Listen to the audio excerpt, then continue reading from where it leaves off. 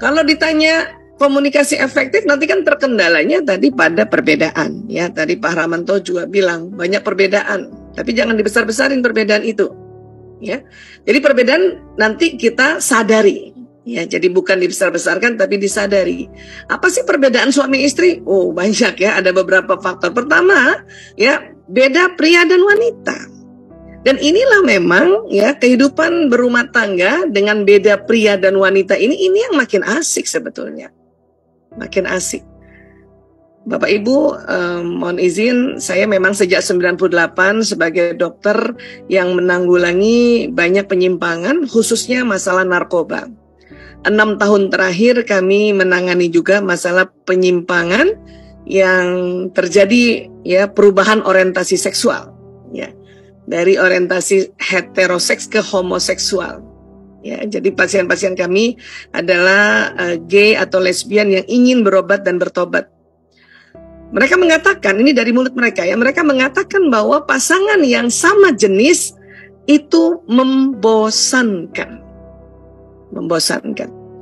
Karena memang Allah menciptakannya Adam dan Hawa, bukan Adam dan Hendra kata mereka gitu. Ya. Jadi memang membosankan. Maka pada saat kita berumah tangga dengan beda jenis kelamin, inilah nanti yang akan membuat rumah tangga kita semakin harmonis. Ya, jadi ini harus difahami nih, karena propaganda dari komunitas yang ingin ya senantiasa melegalkan pernikahan sejenis, oh ini kenceng banget ini. Ya, kenceng banget ya, nauzubillah min zalik. Dan kami menyampaikan ini juga berdasarkan ya pesan dari pasien-pasien kami yang terlanjur menjadi korban perubahan orientasi seksual, agar ya kita tetap berpegangnya pada pernikahan yang hetero ya, pria dan wanita. Ya. Berikutnya tentu ya dalam pernikahan ada beda usia. Ya, ini juga harus disadari bahwa beda usia sebetulnya ya nggak jadi masalah, karena di dalam sirah Rasulullah ada istri Rasulullah, bahkan Sayyidah Khadijah radhiyallahu anha ya mempunyai usia yang jauh lebih tua dari Rasulullah SAW. Ada juga nanti contoh yang usia istrinya sangat muda, yaitu pada Sayyidah Aisyah radhiyallahu anha. Ada lagi nanti ya berbagai macam usia. Ya, yang penting kita sadari bahwa sebetulnya kalau usia ini nggak jadi masalah. Yang penting kita mau belajar. Ya. Kemudian tentu ada beda watak.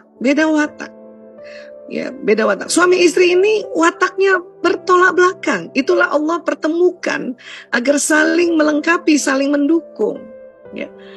Bahkan ada quotes yang mengatakan mitra yang terbaik adalah mitra yang terbalik. Gitu. Jadi kalau suami istri mengatakan ya saya nggak cocok, watak saya beda, lah memang begitu. Justru itu beda dipertemukan. Hanya kadang ya tidak dipelajari, tidak belajar sehingga perbedaannya makin membesar. Ya, nah jadi beda watak. Jadi perlu nih nanti kalau sudah berumah tangga atau sebelum berumah tangga bagus lagi belajar watak ya. Kemudian lagi tentu bakat yang beda. Ada istri yang punya bakat kecerdasan naturalis, lebih senang tanam-tanaman di rumah, bertanam. Suaminya punya kecerdasan ya kinestetik atau bakat kinestetik yang selalu mau bergerak, selalu mau jalan, selalu mau olahraga.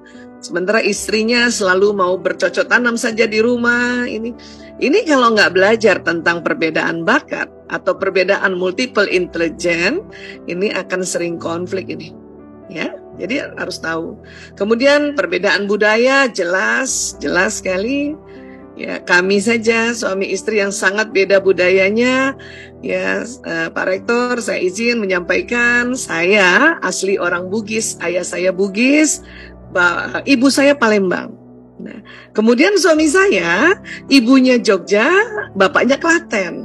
Nah, ini kami beda budaya ya, sangat-sangat beda. Tapi itu tadi harus belajar juga budaya masing-masing agar nggak keliru atau nggak ya salah paham ya. Suara saya karena saya orang Bugis, ibu saya Palembang, suara saya tuh nggak bisa kecil.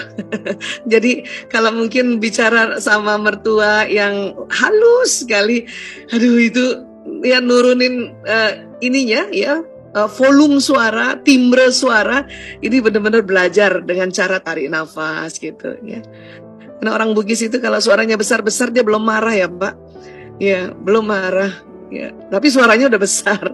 Nah ini aja dari segi suara saja kita harus saling ya belajar memahami ya. Kemudian ada satu lagi, beda pengungkapan bahasa kasih sayangnya. Ada istri yang mengungkapkan bahasa kasih sayangnya dengan senantiasa ya menggandeng suaminya, memeluk suaminya gitu ya, atau ada istilahnya physical touch. Sementara suami, pengungkapan bahasa kasih sayang utamanya bukan sentuhan fisik. Dia pelayanan. Dia melayani istrinya. Sebagaimana keluarga kami, ini sebagai ilustrasi contoh ya. Suami saya bahasa kasih utamanya itu pelayanan. Kalau saya bilang begini, ayah, HP ku rusak. Dia langsung, mana? Sini saya betulin. Gitu. Kacamata aku patah ya, sini saya betulin. Itu rupanya dia sayang sama saya. Karena dia melayani saya. Ya. Tapi saya karena bahasa kasihnya, bahasa kasih utamanya adalah physical touch, sentuhan fisik, saya merasa kalau ya suami saya belum sayang sama saya, padahal dia sudah melayani saya. Ya. Saya pikir suami saya itu baik sebetulnya, tapi apa yang kurang ya gitu ya. Ternyata ya 5 tahun terakhir baru terungkap dengan penelitian bahwa ada namanya love languages atau bahasa kasih sayang, pengungkapan bahasa kasih sayang. Ya. Nah ini yang harus dipelajari. Jadi sekarang saya kalau suami saya walaupun nggak memeluk, walaupun nggak gandeng, tapi kalau saya melihat dia melayani saya, berarti saya tahu bahwa dia sayang sekali sama aku, gitu ya. Jadi buat ibu-ibu lain juga begitu ya Bu, nggak selalu harus dipeluk ya. Tapi kalau karena kita bahasa kasih sayangnya sentuhan fisik ya, kita minta aja. Tadi Bu Wiwi juga begitu tuh ya. Saya pagi-pagi gitu, ayah peluk aku. Ya, suami saya udah mulai ngerti. Dia memeluk karena saya minta, nggak apa-apa. Bahkan pelukannya cuma sebentar. 3, 4, 5 sambil bercanda gitu ya. Tapi nggak apa-apa, it's okay gitu. Karena saya sudah paham bahwa pengungkapan bahasa kasih sayang primer itu nggak sama suami istri. Ada istri yang suka dipuji. Ada suami yang suka menemani istrinya. Sementara istrinya ya jenah atau gerah banget kalau selalu ditemani suaminya. Nah inilah perbedaan-perbedaan ini yang perlu kita jembatani dengan ilmu atau jembatani dengan belajar ya. Dan waktu menyusun jembatan juga langsung nggak bisa jembatannya kokoh ya. Jembatan itu disusun satu persatu, ya. Ada jembatan yang dari kayu, dari bambu, ya, dari beton. Itu pun nggak langsung jembatan itu kokoh. Maka, ya, janji saja nih buat teman-teman yang nanti belum menikah dan insya Allah menikah, janji dengan sama-sama pasangannya, ya, bikin perjanjian pranikah bahwa, ya, sebelum menikah dan juga nanti pasca menikah harus belajar dan belajar. Ya.